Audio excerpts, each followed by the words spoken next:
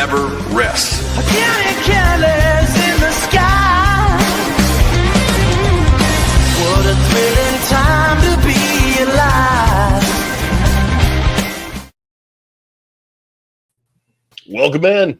It's the Georgia Show, and there's a lot to talk about tonight. But before we get into any of that, let's talk about our friends over at Whataburger. They will be in Athens this upcoming weekend for the Kentucky game, bringing the Whataburger touchdown tour and the food truck to Athens. So come hang out with them, man. If you haven't had Whataburger, it's good eats, man. Breakfast all day.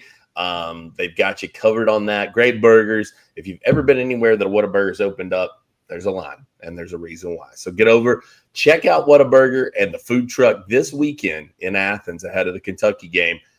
They will be out there and about, and you can find out more on social media as to their exact location. But I imagine they'll be around Tape Deck or something like that. Yeah, that's where they were last year, and Whataburger. Yeah, that's where they were last year, and there's a couple of them in Athens now. So there's a lot going on here, and I want to say there's some little activity happening a couple of days ahead of time on October the 2nd. I think they're doing a little thing with Dr. Pepper on the 2nd as well. So, a lot going on with Whataburger this weekend here in Athens. Yeah, absolutely. Make sure you get over there and hop in on that. Gentlemen, let's dive right into this thing. I'm not going to sugarcoat it. Georgia falls to Alabama, ending the home win streak, and the Crimson Tide once again get one over on them. 24-21, Alabama pulls this thing off. A lot of finger pointing in the fan base today and last night. Everybody wants everybody to be wrong, and to some degree, I think that everybody shoulders some blame. I do believe that that's probably the case. Maybe some more than others, but I think that this is a pretty shared loss on a number of fronts. So I'm just going to put it to you both exactly like the little banner says down below. Rusty, what went wrong for Georgia last night? Well, when you go back to the Tennessee win a couple weeks ago, I told somebody, I may have said on here, when that Georgia-Tennessee series, if you're a Tennessee fan, you always kind of are like, if these two plays would have went differently, we win this game. You know what I mean? And I kind of feel that's the way with the Georgia-Alabama series. Alabama played a clean game, a really clean game, and very few mistakes. And Georgia had 2 or 3 plays in this game that were huge plays, that were turners. And you can't make those mistakes in games like that. And we're going to dig into this, but initially they got to figure out how to start better defensively. I mean, they're playing from behind so quick. I mean, am I right that they had Jake? Did they have Rowe? They had 2 14-play drives to open the game. That is correct. So, yeah, I think at one point they had 24 offensive plays to Georgia's 7. I mean, you go back to back. 28. 14-play open and dry. I mean, dry. That's nuts. That's insane against Georgia. And we're going to get into this whole game, but I think that there's a lot of different things in there. I'll say this, and I'll be very clear. I thought Ty Simpson was lights out. I mean, that dude has got an arm. I thought he was one step ahead of Georgia. When they blitzed, he got rid of the ball. They never could get to him. He made some throws in some tight windows. I'll be honest with you, I didn't realize he had an arm like that until seeing it in person. I mean, that kid can spin it now. You got to get pressure on him. They were unable to do that. But, that's kind of my first initial thoughts as we start this conversation. Jake, I want to go stick it on that defense because I think that that's pretty crucial, particularly the third down defense, which absolutely just killed Georgia throughout the evening. I believe I saw somewhere and I may be misspeaking, but it was the most third down conversions they'd ever given up. In the last 30 years. In the last 30 years. There you go. Okay. Not ever, but in a while. The last 30 years, that's the most third down conversions the Georgia team's ever given up in the last 30 years. That's insane. Yeah. 8 of 8 is how they started the game. They hit their first 8. Now, positive, you didn't give – and that was in the first quarter, I believe. So you only give up 5 third-down conversions after the first quarter, but you give up 8 in the first quarter. I mean, 28 plays and 168 yards after 2 drives. That's what you're looking at. And Georgia's given up 35 points in the first quarter of its 2 SEC games thus far. 35 points. Now, man, we can talk all day about the offense and what the offense could have done more. You talked about it kind of being a team loss, Roos. This is one of those things where you can point to just about every position group. No, you can. Every single position group, every single coach that leads this position group, side of the ball, pretty much everything but special teams, and say if they had done something a little bit better, Georgia's got a chance to win this game. Yep. But defensively, man, Georgia's not built to give up 35 points, to give up 17.5 points a game in the first quarter and just win at a high rate. I don't know very many teams that are, to be honest with you. Like, it's just not something that you can live with. It's not something you can continue to do. A couple of years ago, Georgia had a stretch where teams scored on their opening possession, like 6-7 straight games. But after that, that was it. It was a drive. It was a touchdown. And pretty much Georgia was able to, in 2023, Georgia was able to kind of put the clamps on after that and offense get back in it. And in most occasions, the offense got back in it and grabbed a lead and one that it was able to kind of work with. It's so much different when teams are getting points on 3 and 4 of their first 4 and 5 possessions. And we're only 2 games in, right? We're only to league play. Georgia's a quarter of the way through league play. It's a third of the way through the season. So there is a long, long way to go. And, after last year, I don't know. I can't sit here and say every single time that Georgia's going to get better as a football team, but they've got a lot of time to do it. And my thing is they are not incapable because let me recite something here from you from the second half. Georgia, I want to say Alabama ran 37 plays for 135 yards in the second half. Guys, that's good for 3.9 yards per play. 0 points. That's great defense. We can debate here all day long about whether or not it's elite defense, but objectively great defense. So I go back to what I said all offseason about the offensive line. When you carved up Texas for a half running the ball, 2 separate halves running the ball. You carved up Clemson running the ball. You carved up Auburn at times running the ball, especially with your running back game. Don't tell me, this is an incapability issue. This is not a player not able to do it issue. This is not having the guys to do it. It's not being in the best position to make those plays and do those things. And it matters a lot. And coming back and playing 2 fine quarters of football defensively, that's awesome. And then the offense didn't do enough to win you the game. But I have no doubts about the ceiling of this Georgia defense. I saw it on Saturday in the second half. Less than 4 yards per play. And you just didn't do it out of the gate. You allowed 8 of 8 on, get yourself in a 24 to, what was it? 24-14 hole at the half, 14-0 hole. Keep doing that. You're going to lose more ball games.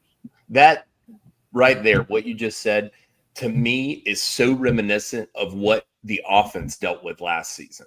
Those slow starts, and you would get in that hole, right? And then all of a sudden in the second quarter, in the second half, it'd start clicking.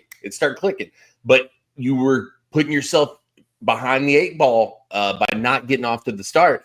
And defensively, it certainly feels like that's the case, man. I think that that's kind of crucial. I saw this today, and I could not believe this, guys. And I wanted to put this out there. Georgia now 4 of 3 in last 7 games against Power 5 opponents and needed overtime to win 3 of those. And that was Georgia Tech, Texas, and Tennessee. And so a lot of people have a lot of questions as to the trajectory of this program. Is it trending up? Is it trending down? Are we kind of in a wait and see on this? And I think a lot of that stems from some of the hires that people continue to point to. Stacey Searles, Mike Bobo. A lot of people last night were throwing a lot of shade at Glenn Schumann. Dante Williams was a guy who was catching a lot of fire. And Rowe, I'm just curious, your thoughts on, are we witnessing in real time the house burning down around us? No, I really don't think so. Like, I mean, I get the frustrations and everything, like I do, but I, and listen, Kirby, I tried to press Kirby last night on a thing and he just cut me off, and that's fine. That's what happens. It's media. I'm not offended by it. I think Kirby's a great coach, and I think Kirby's right when he says that this is kind of college football now. The fact that you're not able to kind of keep a super large piece of your program in there, and you're not able to retain at a high level as you once were. And, you're not you've got fewer players that can kind of adjust play to play as opposed to, needing to get to the half and needing to get to this point where you've got to do these things. Now, I certainly think Georgia's I'm going to tell you, I mean, I think Georgia needs to do a better job coaching. Now, they're not going to – I don't think they're going to go firing a bunch of guys and replacing a bunch of guys midseason. And I've told people this over and over again. I made a decision years and years ago when I started this, and I've never heard Rusty do it, and I've never heard you do it. I'm not going to start calling for people's jobs. Sure. I'm not going to do it. I know it may make some folks feel better, just like it would have made folks feel better if Kirby would have grabbed the podium last night and said, I am a bona fide idiot and I hate myself. Like folks would have felt a lot better last night if he would have done that. It would have accomplished nothing. But some folks would have agreed with him, and that would have been about as far as it went. But I do think Georgia's got to coach better. And for evidence that coaches can coach better, okay, I've been on Stacey Searles. I've been on Stacey Searles for the lack ability to run the ball last year and to fix the issues last year. Stacey Searles' offensive line actually looked like it got something done during the bye week. Like it actually, the right side protected. Georgia ran the ball down Alabama's throat. They created explosives in the run game. They opened up some big holes. They looked pretty good in short yardage the vast majority of the time, one play notwithstanding.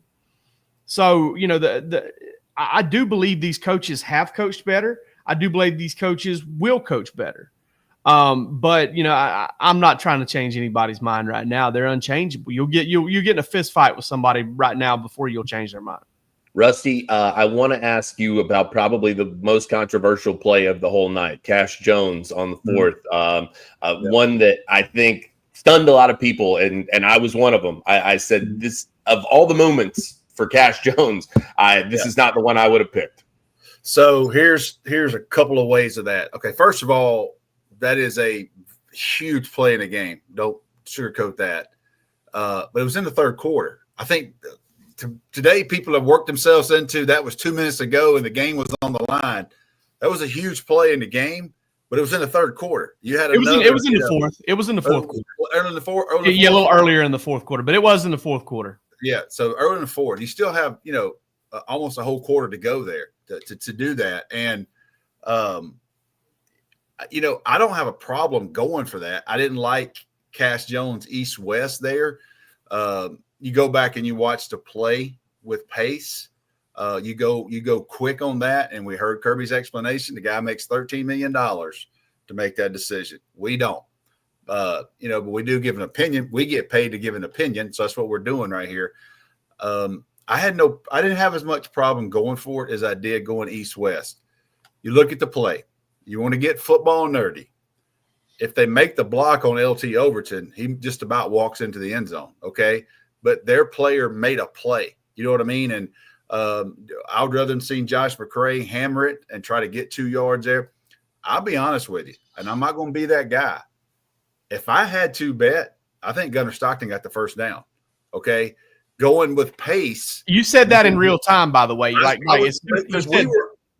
that spot. Check that spot. Where me and Jake were sitting in the press box, I felt like I was on that yard line, and I was like, damn, I thought he was over a foot at minimum. I was like, he got it. I was like, that was a hell of an effort to stretch for. I feel like Gunnar got it. You didn't get a booth review. You didn't get somebody called down. You go with pace. Kirby said and I talked with some people in the building today, 100% believe it. on third down, before it makes that call, Bobo's got, I got 2 plays to make this call. They get 4 yards, they get 4 on the gunner, I guess 3.5, and then you go for it there. Just didn't like the east-west with that. But if you block it right, it's a walk-in touchdown. You didn't. Kid made a play, and you kind of you live and die with that. And but still had plenty of opportunities to win that football game. And you just, again, when you play a clean game like Alabama played, it starts magnifying those mistakes you make and decisions you make and plays like that. So it's out. Look, guys, I'm not sure because it's Alabama. They flat out own this series. I don't care what you can look at this thing for a million ways. Okay, as much as Georgia owns that series with Tennessee, and they do, they own that series. Alabama owns this series. Georgia has found ways to lose this game in different ways. Alabama at times has been the better team and won it. Georgia almost beat them in 2017 where they didn't have the better team. They should have won that game that night, was unable to finish off the national championship for whatever reason. I don't have the answer. Alabama owns this series. Everybody's pissed off about it. Everybody's tired of losing to Alabama. I get it. But don't put this on to where this is where Georgia's program is. Yes, they've been in overtime. They've won those games in overtime. They found ways to win those games. This is a team that won the SEC championship. They're 3-1 right now. They got a lot of football left in them. And I think Jake's right. I don't know the ceiling for this team, but they've got a lot left in them. And they got a lot of young kids they're playing, trying to find out what they can do, how they can get better. They're not going to sit around and pout up. That's not who they are. But I don't have the answer. But Alabama flat out owns this series. And I'm telling you right now, I've been doing this a long time. That damn quarterback last night was picking them apart. They couldn't get pressure on him. And when he had to throw it into tight windows, when they dropped into zone, and I felt like they had a good play design there, this dude was on the money. And somebody told me today, I don't know this. You guys give me an opinion. I had a former Georgia player tell me today, he goes, Rusty, we may have already played the best 2 quarterbacks in the SEC because both of those guys can freaking throw it. I don't know. They're not. We'll see down the line. But I promise you right now, you give me Garrett Nussmeier or Ty Simpson next week, I'm taking Ty Simpson. I'd roll with him right now. Athletic dude, freaking hose, man. But Georgia's got to find a way at some point when they play Alabama, they got to find a way to get one. But they haven't been able to get one, and it's just been a thorn. It's been the butt. When you mentioned Kirby Smart, multiple national championships, SEC championships, 33-game winning streak, all those things. Then you hear the butt, the Alabama game. It's just hard to believe it keeps going this way. But at some point, sometimes you got to give a little credit. They own this series. And it's very similar to me, how Georgia just knows and finds a way to beat Tennessee. I want to hit on a few points here real quick.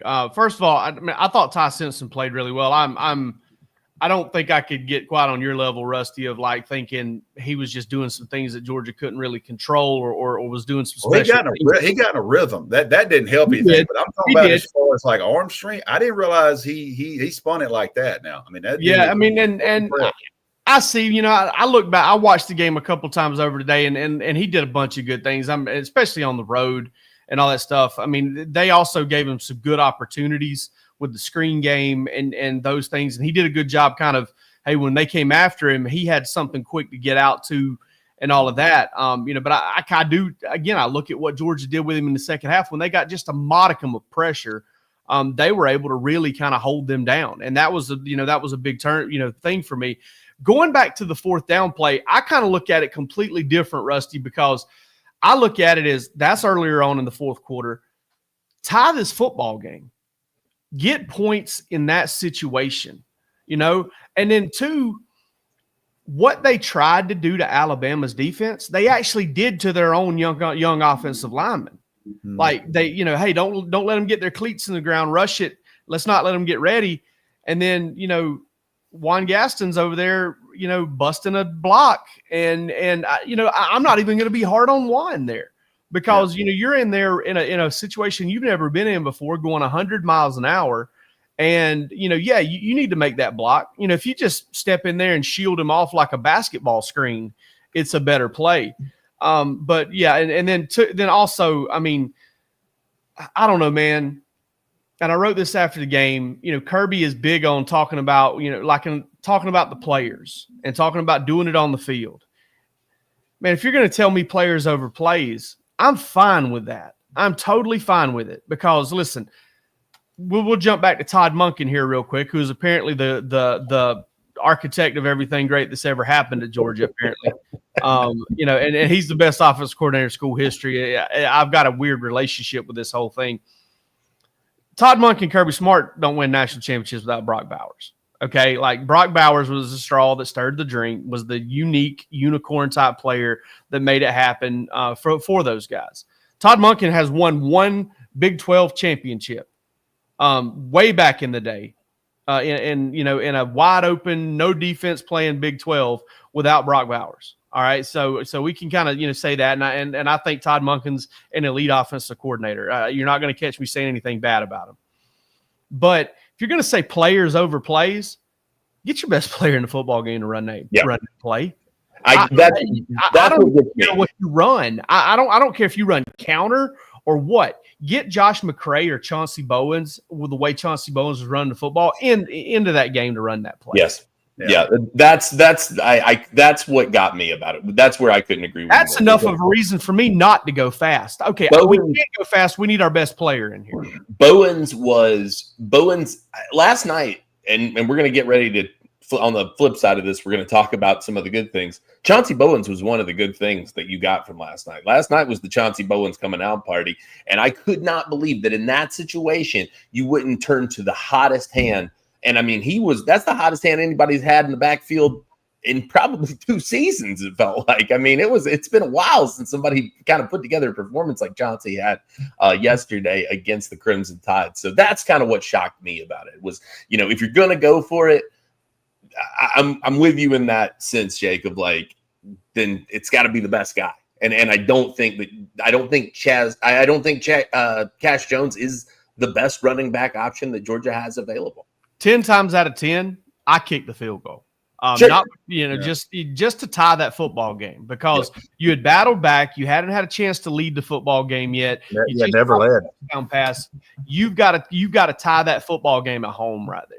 You tie the game, get your crowd into it. See if you can go out there and do what you've been doing in the second half, which is get another stop, and then put together a situation where any score at all gives you the lead. And I don't understand not kicking it, and I certainly don't understand not making sure. Saban told that story. Saban told a story a little while back, or I saw a story from him a little while back about he got a chance to his coach asked him what he wanted to run when he was playing quarterback in high school, and it was a 2-point play or a goal line play. And, what it boiled down to is the lesson he learned on the play was players, not plays. Get the ball to your best player in the biggest moments. And I'm not just saying get the ball to your best player overall, but you want to get the ball to the best player suited for that position, which is why I think Josh McCray is option number one. Clearly, they feel great about giving Josh McCray the ball in short yardage. Giving the ball. Yeah, I bet they do. Damn hammer, just man. Do it. I can't understand for the life of me who from the Georgia side was not in charge of, hey, we might need to check this gunner spot. You know what I mean? And that's the pace. They were so, they got caught up in it. It happens sometimes. Coaches are imperfect people. They got caught up in wanting to go quick. But somebody in the box got to say, Coach, we might want to check this spot. This was because I'm telling you, dude, I would be shocked if it wouldn't have been a first down. Is what it is. It wasn't, but at least help yourself there. But that situation, I didn't like East West with Cash, and I heard Kirby when you pressed him. You pressed him, Jake, and you asked him. I'm sitting beside Jake Roos. I'm up there, and there's about 8 people left. And I'm sitting there, and Jake slams his laptop down. He says, I'm going to ask Kirby about that, and I'm going to ask him about Cash. And I'd be damned if that man didn't walk in. He walked himself from the top of Sanford Stadium, and he went to that damn press conference. So don't you tell me that Jake Rowe is going to sugarcoat it. I told Rusty, I said, I'm about to go press him on Cash. He goes, all right, I'm going down there, and I'm going to ask him about damn Cash Jones. And I'll be damned. I'm sitting up there watching the press conference. You see Kirby on the field in the golf cart, and I'm like, I wonder if Jake got down there fast. There's no way Jake made it. By God, they started asking questions, and there was my man Rowe back there. So, look, we're gonna do our job and ask questions. Look, guys, I know everybody's frustrated. I feel you. I promise you. I feel you on this. I don't have the answer for this series. But I can tell you that until they find a way to win one, it's one-sided. It really is. They have found ways to not win that game. And you also got to give some damn credit to Alabama, man. This is a damn good football team. They're going to be a good football team. I don't think Alabama is as good as they have been. I don't think Georgia's as good as they have been. I don't know that anybody's as good as they have been. It's just maybe Vanderbilt. It's the way. With 45 seniors, they might be. Vanderbilt's going to play Alabama next weekend with 45 seniors or graduate players. I'm telling you, I'm very interested in that game. I am too. I tell you what era of college football we're looking at right now. 2022 Georgia, 2021 Georgia, 2020 Alabama, 2019 LSU would beat the absolute brakes off of the best teams in college football right now. No question. And that's just the way it is. Ton of parity. It is what it is. I'll say this too. I'm not trying to open up a million can of worms, but coaching becomes that more important when teams are this equal. It does. Little things like that are going to make differences. And you as a person that's covered this program, would I pull this up?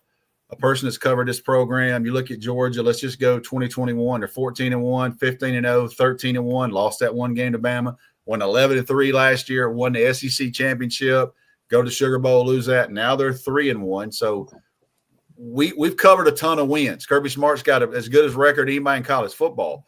So, this guy knows how to win games. This series right here has been his boogeyman. You know what I mean? What does Georgia do the rest of the time here? They got huge games. They got great opportunities. They got these games at home, but, we can beat a dead horse all you want to. I thought about it on the way home last night, a bunch of text messages. What's going on in this series? I don't have the answer, but by God, Alabama owns it right now. And until Georgia gets another opportunity, it might be next year, maybe playoffs, who knows? That's not going to be put to rest, but everything else is still in front of you. Everything else is still in front of you for Georgia. They just got to keep getting better and better. I felt like those young guys last night, some of those guys grew up. And we get to the stuff. I made some notes on some guys that really hadn't played a ton this year that I thought had good games. Absolutely. Marvin Charles, I want to tell you real quick, Georgia fans, you do know how Tennessee feels, and it's not just from Alabama. This was Georgia's fate in the 90s with Florida. Okay. For 20 years with Florida. So Georgia fans have been knowing how Tennessee fans feel about that rivalry. Hell, they feel that way about the Tennessee rivalry in the 90s. Sure. So, something. Those 90 Florida games, they weren't really close. Yeah. And even the ones that were, they just found a way. Yeah. They found a way to lose. I mean, except for here and there. Yeah. Guys, look, get over to our friends at sunheist.com. Shane Heist hung out with us on location over at Redstone Market the other day. Always good to see him, talk with him. Super great guy, man. And they run a fantastic business. Look, if you are unfamiliar with Sun Heist, great sunglasses at a great price. Free shipping, $65 or more. Super lightweight frames, injected polarization. The list goes on and on as to the reasons why to go with Sun Heist. I got a couple pair yesterday, and I'm telling you right now, I wore them during the whole afternoon tailgate. I wore them today running around. The one thing I think the difference for me, just put them on lightweight. Yes. Really lightweight glasses. Loved them. I'd buy another pair in a heartbeat. I promise you right now. Some of our sponsors we know, some of them we don't really know, and some of the things we welcome everybody. Those glasses are badass, and I enjoyed the pair I had. I had those pair right there. I had those yesterday. They worked. They look great. Lenses are perfect. Lightweight. I like a lightweight glass. I don't want anything down thick and heavy on me. But man, I'm all in now after I got a pair yesterday. Yeah. So get over to sunheights.com, use promo code DawgsHQ20, DAWGSHQ20 for 20% off your purchase. And that doesn't work just once. You can use that anytime you check out. Go get yourself some Christmas gifts, man. People are up. Speaking of doing a good thing for yourself, get over to myperfectfranchise.net if you're looking to shake things up in your business and personal life. They have a ton of ways for you to expand your business portfolio with a ton of different franchises. Andy Ludicky and the team specialize in this. They've built businesses, they've run franchises, and now they help connect others with franchises. So myperfectfranchise.net, the place to go if you want to make some changes in your life, in your professional life. Get over, see how they can help you today. Myperfectfranchise.net. Can I answer a question here? Derek T. asked a good question. Derek, appreciate you asking it. So, Rusty, is Sam Pittman done with coaching? When you always say never, but when I tell you there's a 1% chance this guy's coaching somewhere again, he's done. He's finished up his lake house in Hot Springs, Arkansas. This man has a horse track. This man has a casino. This man has a downtown. This man has a badass infinity pool with speakers built into the wall with a swim-up bar. And a buyout now. And a buyout. So when I tell you, let me rephrase that. He has a pool, he has a bar, he has a double lot with a cove. His house is completely done. A project he's been working on about 2 or 3 years. Do you really think that Sam Pittman's not going to sit there and have some cold ones, or do you think he's going to go mess with a 10th grader at a school and try to recruit? And he's got a $50,000 bill anytime he wants it to go speak at a coach's clinic and to be a consultant. So listen, I've already told him. We had some. I texted with him last week, and I just told him, look, man, tough loss against Memphis. We shared a few messages. I've known Sam for a long time, and I won't hide that. We're good friends. I love him to death. He's been super good to me. But I'm just telling you, man, this dude. Arkansas was his dream job. He gave it everything he possibly had. And is he hurt today? Yeah, he probably is hurt. But at the end of the day, also, I'll tell you this, he loved his time at Georgia. He loved working for Kirby. He loved that recruiting room. He loved those teams. He was rooting for Georgia in those national championship games. I promise you, I've told this story a million times. When Tate Ratledge, when he told him he was leaving, and Tate Ratledge started taking those calls from Tennessee, lifetime Tennessee family, lifetime Tennessee huge family. Sam Pittman was 24 hours into being the Arkansas head coach. He had a million things going on. He called Tate Ratledge himself and said, you don't need to go anywhere else but Georgia. You need to go to Georgia just because I'm not there. He didn't have to do that. Kirby didn't ask him to do that. He did that on his own. And that tells you what type of person he is. So you never say never. I would be completely shocked. But he will go into interviews. He'll be great. Hell, we can get him on here one night. You know what I mean? So great dude. I hate it didn't work out for him, but man, he really is behind the scenes. He really is that person. Funny story. We're at Luke Combs' concert one night, and I'm with him, and we had a few. I turned around and I said, who's that big dude right there? Who's that dude towering over the whole crowd? Yeah, it was Ben Cleveland, one of his kids that he's coaching. You know what I mean? And it was so fun to see. You see Coach Pittman look at his lineman, and they both just cheered when they gave a little tip, and that was it. You know what I mean? So he was at a concert. His players at a concert. Didn't do anything about it. So I wish him the best. I know we'll talk soon. And he loved his time at Georgia. Really did. Guys, looking at last night, we've talked a lot about what went wrong. But let's maybe flip the script a little bit, because I do think, and I said this earlier, there were some things that were positive in my takeaway from it. And I'll give you 3 things that were very positive. One was Chauncey Bowens, one was Josh McCray, and one was Colby Young. And I say that because those 3 guys played their ass off. There was a lot of hard effort, and you want to talk about tone setters and guys kind of leading the way. I think that those are 3 guys that you can kind of turn to and really kind of say, hey, look, this is the energy and the effort that everybody has to give moving forward. Those 3 guys absolutely stood out to me yesterday. And like I said, I think can be big positives, not only, on the stat sheet, but moving forward from a team motivation standpoint. What about you guys? Rowe, what went right in your mind? You mentioned the offensive line play. You felt like took a step forward.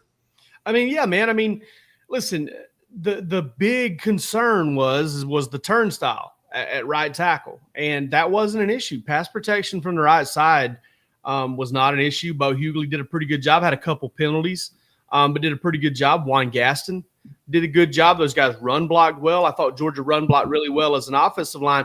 Like if I look at that game and I think about,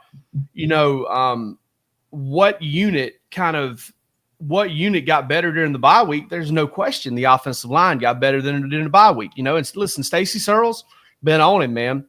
I mean, again, I went back to last year and I talked all offseason kind of about, all right, I saw you run the ball well at times. I know you had injuries. I get that.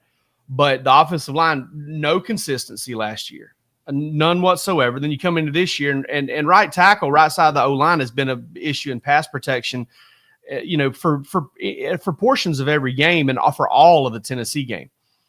I mean, coming back home helped. And I said that I thought it would. Well, so did, the bye week because they got some stuff fixed. And, that's a positive. I think that's a very good thing. I actually thought, while I put Bobo into a long line of things in that game that if they were a little better, Georgia can win that game. Look at some of the things he dialed up in that game. The sluggo to Colby Young for the touchdown. Colby Branch plays shortstop for Georgia baseball. Young with the sluggo for the touchdown. The play to Talon Taylor that he dropped, split cover 2 with a post route that was gorgeous. They ran it well. Zachariah, he even got Zachariah Branch open earlier in that, and Gunner probably should have ran it rather than trying to make a little bit of a tougher throw, but he tried to make that throw. I even thought a couple of really good screen calls to Zach Branch that Zach Branch kind of bailed Gunner Stockton out and made something positive out of him, but there was something there, in each thing. The run game, the way it was called. And then, above, the tall sweep down near the goal line, like that was a well-designed Georgia flank. Hold on.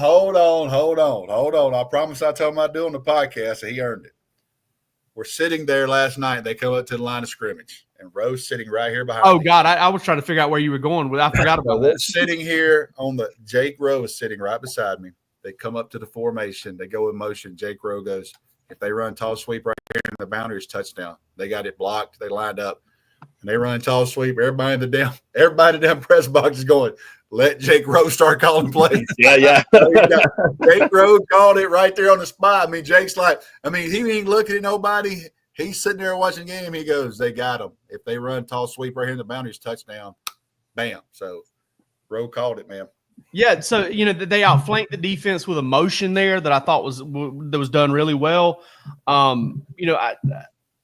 thought there was some really good big play generation type stuff from the offense. That guys still working on consistency. I think the bigger issue right now for the offense is getting Gunner to kind of settle down and see everything, which he did better in the Tennessee game than he did this one. He didn't look lost in this game, didn't look timid. But also looked a little jittery early, and I think that's why the offense got off to a slower start. There's still a lot of room to grow offensively, but just that whole run game stuff and I'll point to the defense too. DeMello Jones, coming in playing major snaps at cornerback. Clearly Daniel Harris was not available for whatever reason. Kirby was he mentioned a groin injury, but he also said something to the tune of, "Hey, we played the best players that gave us the best chance to win." I wonder what's going on there. I really don't know what's going on there because it was a little odd the way he answered that question. Man, they put DeMello Jones in there, and I don't know if it was like DeMello kind of coming a little bit out of nowhere to take some snaps away from Ellis Robinson, but until that jumping on the pile on 4th down, which was a really silly penalty on Ellis Robinson's part, it's terrible. I don't think it cost a whole lot, but it was a terrible penalty. Until then, Ellis Robinson played a great second half.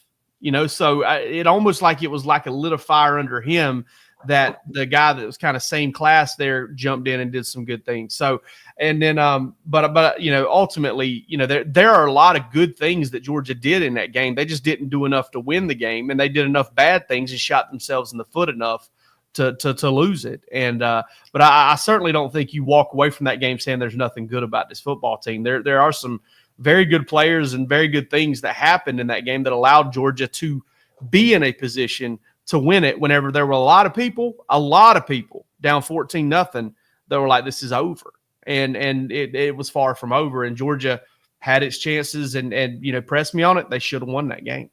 Quick note on DeMello Jones yesterday. I know we discussed PFF as just a singular data point, but the highest graded defender with over 10 snaps on PFF. How many snaps overall did he end up with? I believe he was like 28 or 24, something like that. I forget exactly the number. I'll pull it up real quick. I'll say this: Justin Williams should have played more than 8 snaps in that game. I agree with that. Played 8 snaps. And another thing that caught me off guard with the PFF numbers from that game, I saw this. DeMello Jones played 43 snaps. Quintavious Johnson played 56 snaps. He played more than 3 times as many snaps as Chris Jones and Elo Mendoza played together. I thought those two combined for 15 snaps. I'm gonna go back and watch it, but I thought he played a really good game. I know that horse collar was just a tough deal, man, but he had some splash plays in that game. Ran some stuff down from the backside and had a big TFL. That dude, you talking about music to everybody's ears. If Quentin Johnson can turn the switch on him and be that guy, Quintavious Johnson, that would be a huge deal for Georgia. Listen, a lot of people in here asking about pass rush. Let's address that. And that's one thing that, that's a concern. Where are they going to get it? I thought, Kirby said this in the presser. I saw it too. A lot of times they had a free blitzer last night and Ty Simpson got it out. Okay, you're trying to dial up pressure by bringing an extra. I want to see somebody beat the guy in front of you in a 4-man front and get pressure. That's where they're not getting anything. I think I saw a stat today, might have been from Cole Kublik, that Georgia's defensive line only has 4 tackles for a loss this year.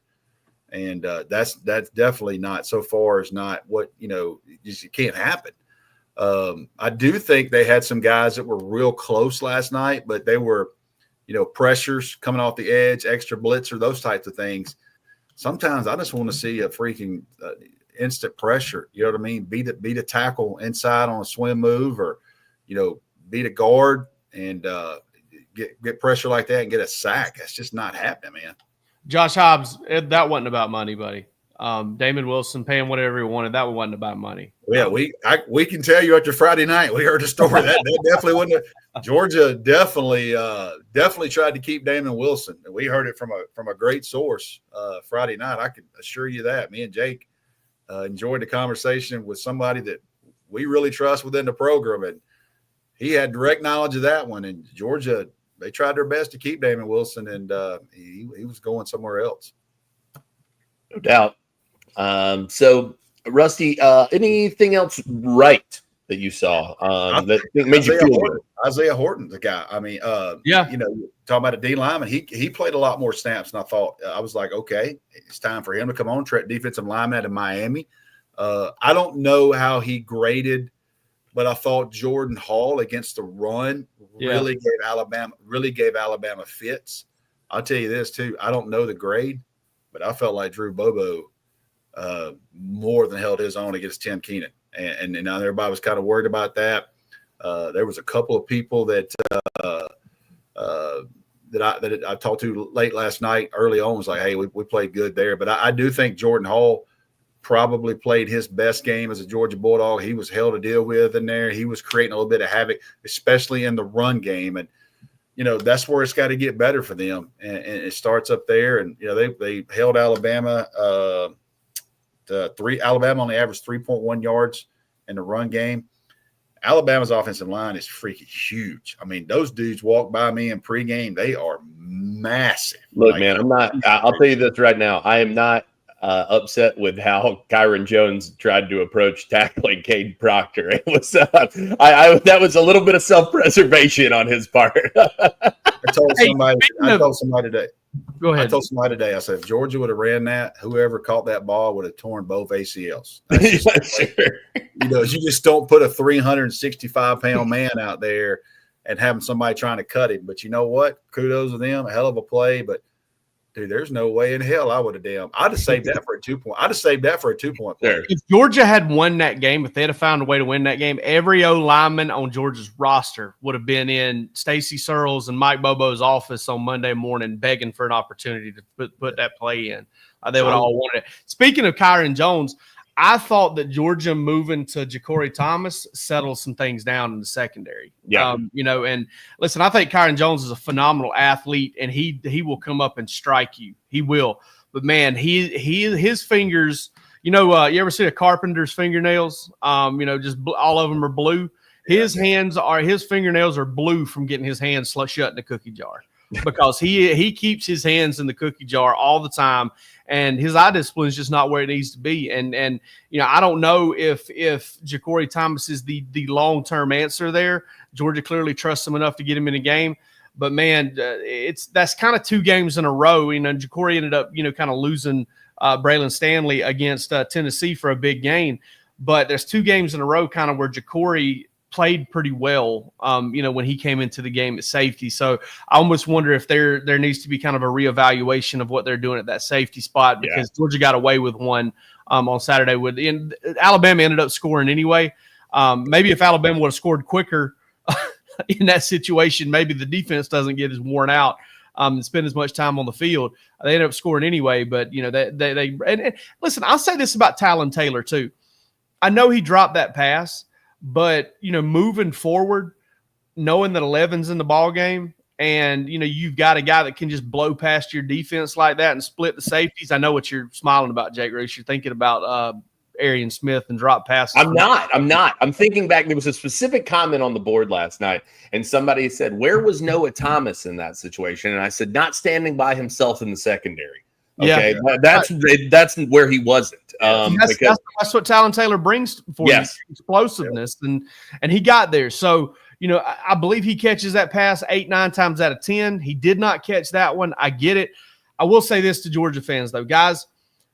There were so many people, and I know some of them were the same ones that I'm going to mention on the back end here. So many people who said, "Why is a true freshman trying to catch that ball in that situation?" Guys, I've heard it all off season. We don't get true freshmen involved at Georgia. First of all, that's false, clearly. And number 2, listen, he's an elite talent. It's clear that he's an elite talent. He like you said, standing by himself behind Alabama secondary. He didn't make the play. And that sucks for him. You hope he shrugs it off like Ladd McConkey was able to do in 2022 when folks were calling for him to get benched and never come back. Like London Humphreys did 2 weeks ago whenever he didn't catch a back shoulder fade. They said, let him go. Send him out of the game. I don't know what's going on with the Noah Thomas situation, but I will say this.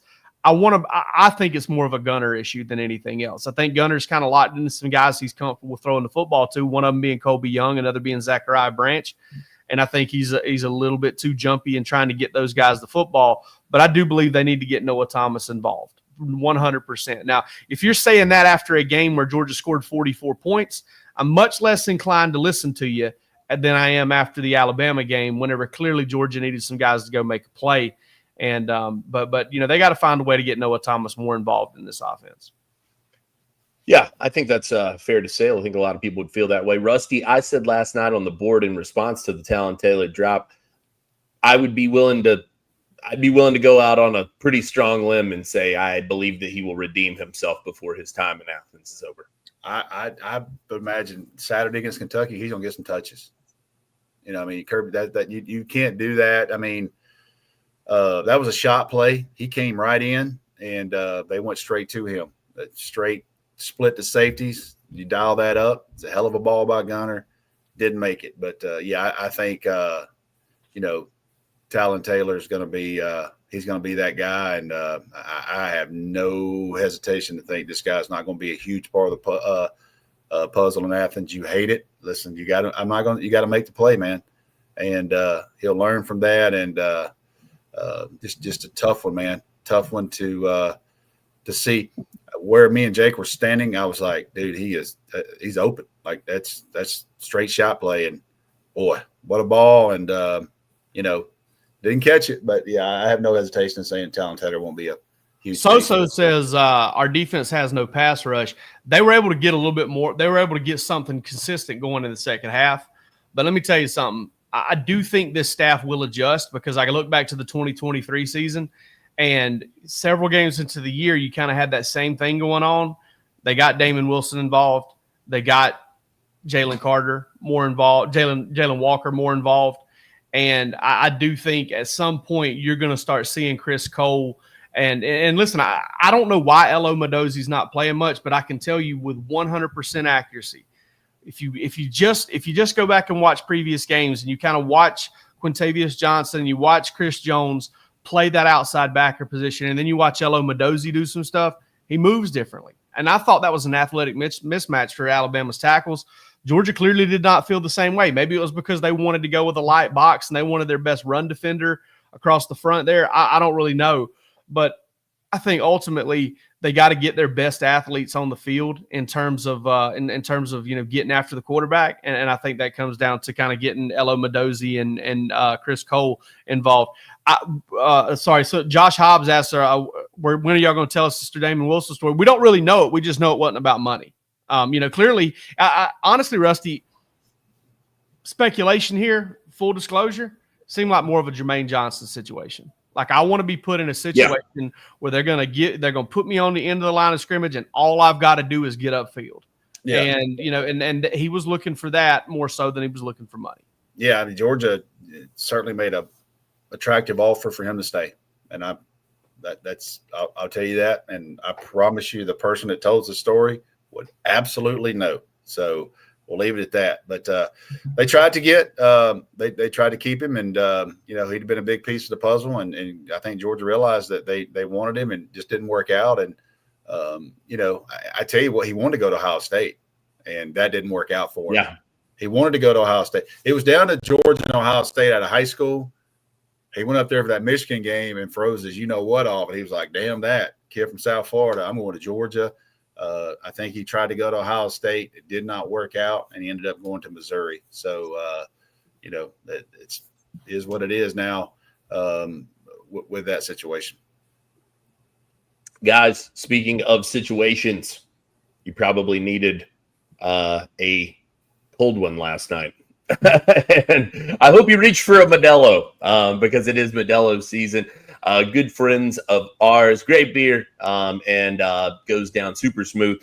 Perfect for the tailgate this weekend. Hey, pair it up with the Whataburger food truck. Go out and have yourself a big day there in Athens. But it is Modelo season. It's the official beer of the college football playoff. So you will see plenty of it. I remember after the national championship, it has been for a few years, and after the national championship in Indianapolis, I remember people just walking around with like cases of it. They were just going to the beer vendors and like buying them out of whatever Modelo they had so that they could keep themselves out of the ice cold that was in Indianapolis at that time.